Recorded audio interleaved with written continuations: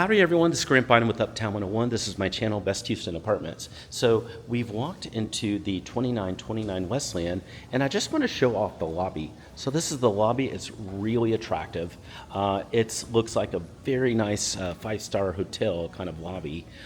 So essentially, going kind of counterclockwise, there's just kind of some areas to sit and chat. There's a lovely fountain that's going on over here, some really cool lighting coming from the ceiling. The 24-hour concierge is here. Over here is the mailroom area, so that's there. The valet service and the parking is right out there. We parked our car out there. There is the concierge. Hey, how are you doing? He already helps me. There is some things over here too. There is another kind of seating area. There's free coffee that's over here.